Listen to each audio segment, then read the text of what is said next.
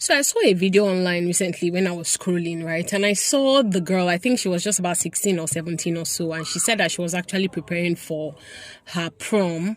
And her mom just called out of the blues and, pulled her out of the salon and told her to come home to come and babysit her siblings.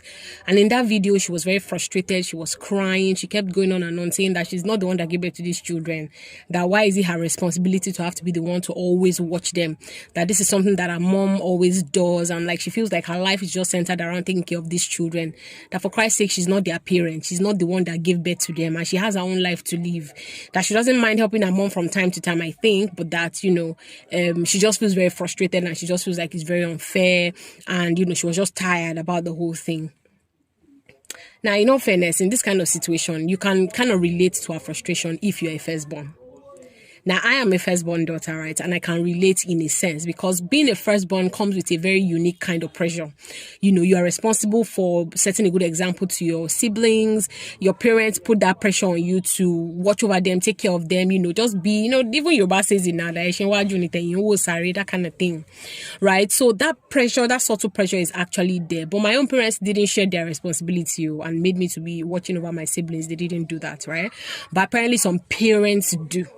Especially when there's a huge gap between their firstborn and the other kids. Automatically, that firstborn is the living nanny, is the one that is going to take care of the younger ones, especially when the parents are not around, right? And in all fairness, as much as I can understand that, yes, as a child, as a firstborn, you should support your parents and help them, I don't think it is great for the parents to shed their responsibility and have their firstborn children be like the full-on parents of the younger ones, where they just keep leaving the younger ones for the elder one to take care of, right? I don't think it's fair.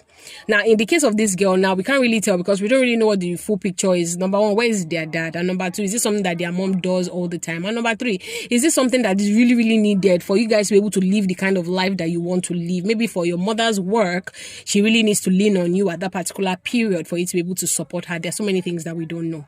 But I feel like there has to be a healthy balance in this kind of situation where the parent doesn't shed their responsibility and have their firstborn children co-parent their younger ones with them. No, they also have their own lives to live. It is not fair for us to rob them of their own childhood, right? But at the same time, as the firstborn too, it comes with a responsibility, and the earlier you accept it, the better. But just do the best that you can to support your parents when you can, right? Support them, be there for them, help them, especially when you know that your parents don't need it. I mean, if this her mom now was a single parent in court, maybe she really did need the help, right? So as much as I can understand the girl's frustration, I think that there just has to be a healthy balance where parents are not shedding their responsibility and as a firstborn child, help out around the house.